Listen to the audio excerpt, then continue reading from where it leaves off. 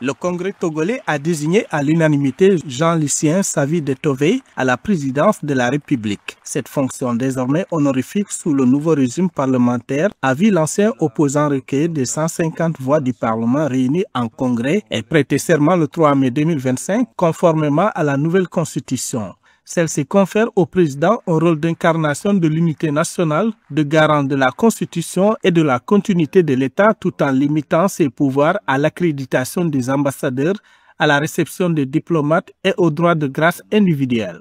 Devant Dieu et devant le peuple togolais, seul détenteur de la souveraineté nationale, nous, Jean-Lucien Kwasi Lagnon Savy de Tové, président de la République togolaise, élu conformément aux lois de la République, jurons solennellement fidélité à la Constitution de la République et nous engageons à consacrer nos efforts au bien-être du peuple togolais et de travailler à la consolidation de l'unité nationale. Le président du Congrès, Kodjo Adézé, a salué cette élection comme un moment de consolidation de la démocratie togolaise et de respect de la volonté du peuple exprimée à travers la nouvelle Constitution. Au nom des présidents des deux chambres du Parlement, nous vous adressons, Excellence Monsieur le Président de la République, nos chaleureuses et respectueuses admirations pour votre brillante élection. Le choix que vous voyez là, de M. Savy de Tové, c'est le choix de la famille Sina Lawson. Et je vous explique pourquoi. Et vous allez voir, on va vous passer les vidéos à l'appui. Toute la famille de Sina Lawson était au courant de ce choix-là. Même ces sœurs qui sont à l'extérieur ont été rappelées à venir à Lomé pour participer à cette séance-là.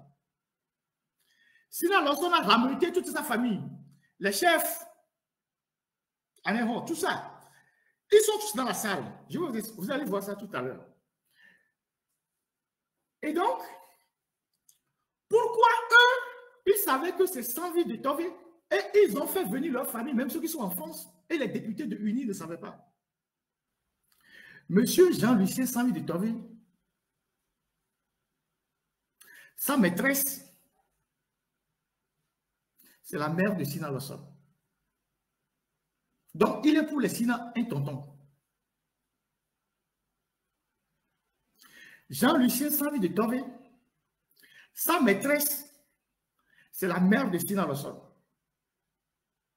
Donc, eux, ils étaient dans les confidences. Jean-Lucien Savy de Tové a été envoyé en France pour faire un bilan de santé. Ça veut dire qu'il était au courant depuis.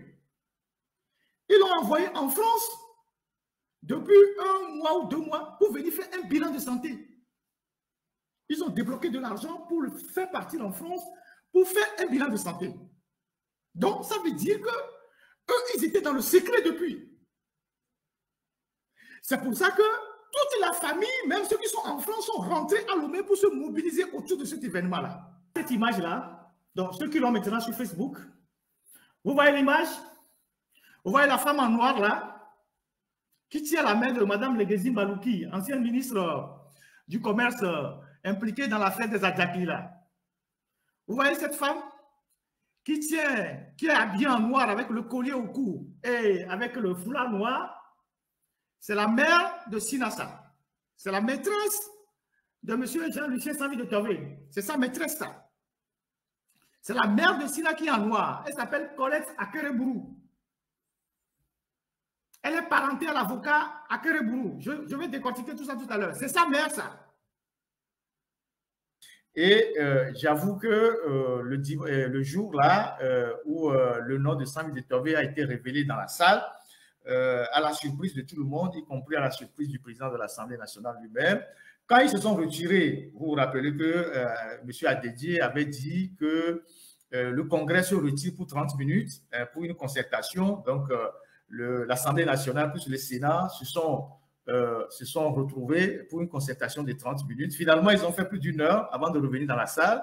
Et quand ils étaient en coulisses, ça a énormément chauffé parce qu'il y avait des gens qui n'acceptaient pas d'être pris par d'être mis devant les faits accomplis, y compris à Dédié lui-même. Les gens commençaient par bourdonner, ça bourdonnait en coulisses.